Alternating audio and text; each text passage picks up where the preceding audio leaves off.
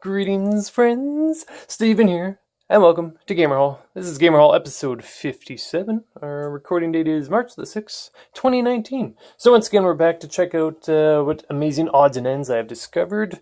Got some toys, got some games, so let's get going. Our backdrop item is our first item. This is not... I thought it was a tree at first. It kind of reminds me of the tree guys from Inhumanoids, but apparently, according to Amazon.ca, this is the Gourmet Deluxe Fire Mountain playset. Okay. For some reason, they had this thing priced. Amazon.ca has some funny prices, but they want $227.10 for a new one of these, which sounds a bit absurd, but it is a pretty cool set. So let's take just a quick look at this thing. It's got these arms. Picked this up at one of our local thrift shops. I don't know much at all about this Gourmet line, but I know they've got they did have a Wii and a DS game, I believe. So I guess they tried to give this line a go not too long ago. I believe it's actually an Italian. People have compared the toys to Battle Beasts, so along those lines, kind of a Dungeons and Dragons-y, Lord of the Rings-y, you know, very 80s.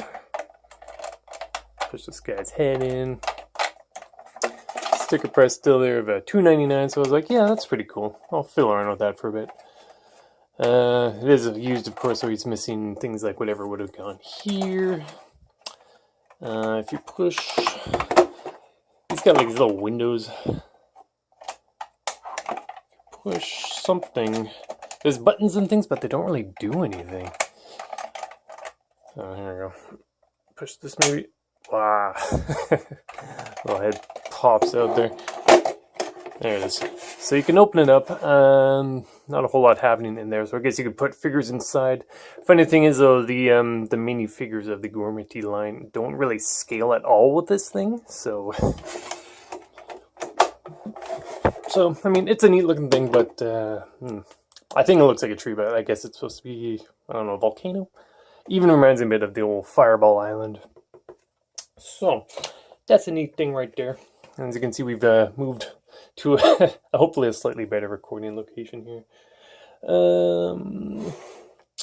Still trying to decide if I want to keep this stuff in frame or not as I bring out new items.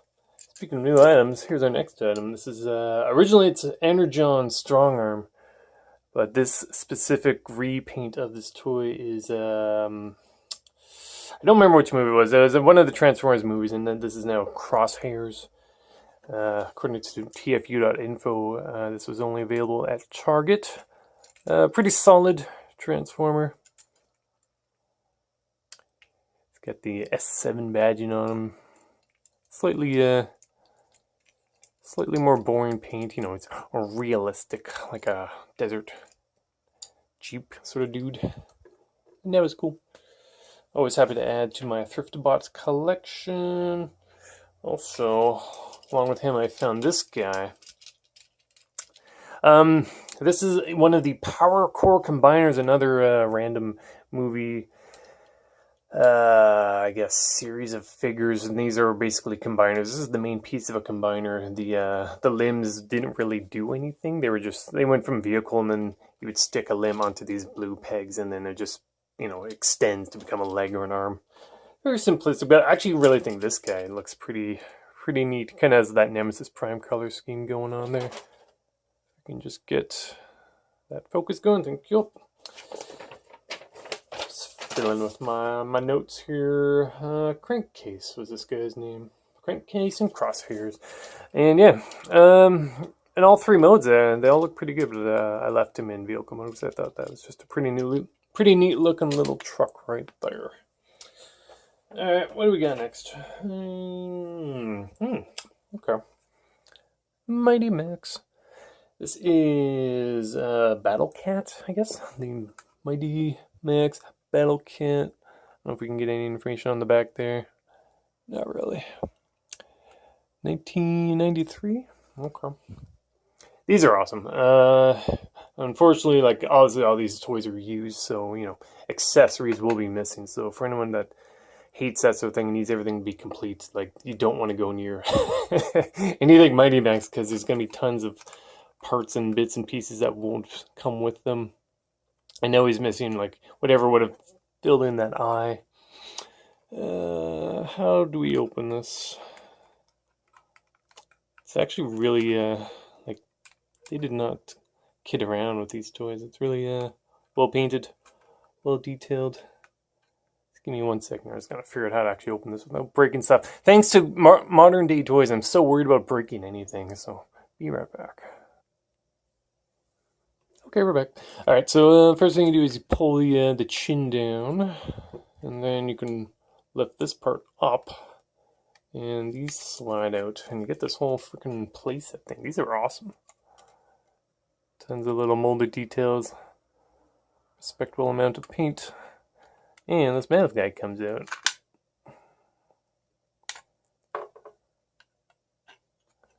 Little skeleton down there. These things are kind of morbid sometimes too. It's pretty cool. Back in the day. I don't have the prices for a lot of these because I honestly forget. That one we had a price on, but like these guys would have been, I think I got those together for maybe like $1 or $2 each. And this thing would have been around the same as well. Jumping ahead just a bit, like obviously we'll go to a thrift shop and there'll be toys in random bags, and like this one, once again, jumping in was $4, but if I only want the B guy, so we could say technically he would be worth $2 because he's the one I wanted, but there was 2, and then that guy would be worth 2. So you know, whatever. However you want to crunch those numbers, cook those books. Done over there. Along with this visit, I think he was actually in the same bag as this. This is Skydive Batman from the Kenner line. I believe this is for the Batman animated series. Turns out I actually got a whole... I put them all in a baggie, but... I could even do a video on random thrift Batman figures that I've collected over the ages. But this is the freshest one in that baggie. He's got his chest piece as well. He's like... He would have come with a parachute and all that stuff. They don't do a lot, but, you know, hey, I like Batman. I like Batman animated series even more. Still stands. That's cool. Yeah, let's check out that He-Man figure. So once again, sticker price $4.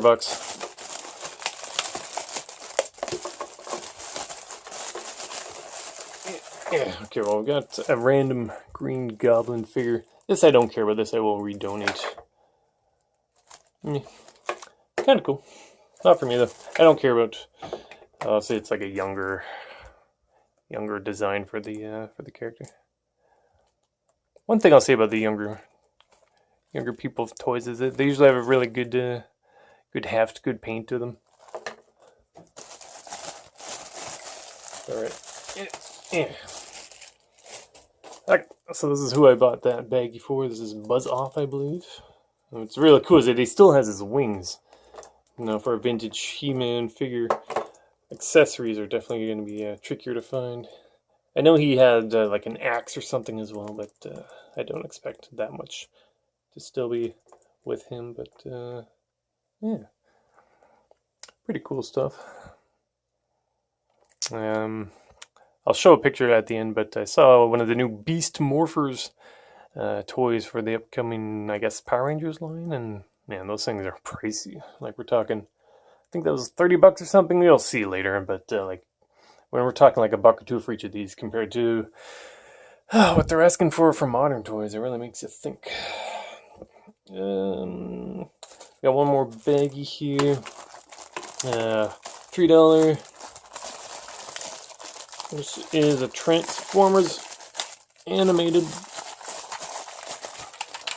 Soundwave. This is not a real Transformers toy. It's just like a weird spin-off thing. I know the top, yeah. So there's their transformation. It was a hit or miss on this, but I was like, you know what? That's a pretty clean looking vehicle mode, if nothing else. So I was just like, sure, I can add that to my animated collection. Why not? Looks like button's not even doing anything anymore, so kind of a shame, but you know, just as a fun impulse purchase. That was pretty cool. I do like the colors. That is one of the cooler slight redesigns of Shockwave, or Soundwave rather. Ah, that's how it works. Okay, you push the bumper. That's fun. I know there's that new Siege line has another Shockwave coming out, Soundwave, but I have not seen anything Wave 2 locally yet, unfortunately. Next up, we had a couple loose Jurassic World dinosaurs. Got one of these dudes pull the tail and goes, hoo, hoo, hoo, hoo. So like $1.50 for this one and the next one.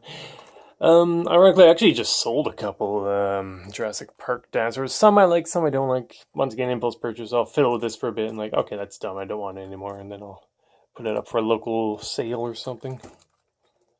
I don't like how they always have these horrible like gashes.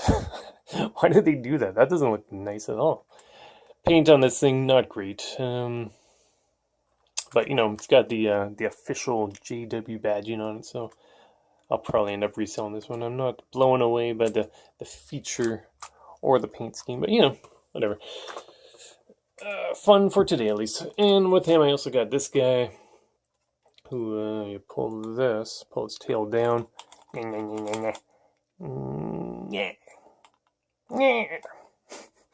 Whole lot of that.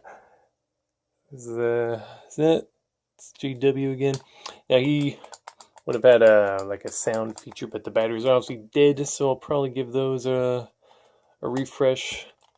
One of the figures I sold was, you remember the guys with the frills on their neck that spat goo on people? It was one of those guys, and it was pretty much the exact same scale as this. And I didn't want to keep the original one because I didn't have anything that scaled with him, but now I do. But now he's gone, so who knows? I might keep this one, I might not. We'll see. Okay. That's more or less it for toys, so let's check out some more gaming-related stuff. Let me clean up my table here, and I'll be right back. Okay, we're back. I just left a couple, well, those, no, they're not, I was going to say I left my favorites on them, but you know, a lot of the stuff is pretty neat. I want this guy back. He actually might be one of my favorites, thinking about it. Okay, another baggie from Thrift Shop. I believe this was a $10 purchase. N64 games, you don't see these too often anymore. Donkey Kong 64 with, of course, its yellow cartridge. Pretty good shape. I haven't unscrewed it for a deep cleaning yet, but I don't even have my N64 out, so I can't test them. I'm not even sure if I own these games or if I sold them recently, because honestly, it's arguably one of the worst, one of the worst retro consoles, in my opinion, of course. But I might sell them. I might keep them. Mostly, I'm pretty sure I have this already. I don't think I sold the one I owned. Normally, I don't like buying stuff just for reselling, but you know, sometimes if it's a good deal, I'll pick it up. Sometimes I don't mind having a spare of a cart. But we'll see what happens.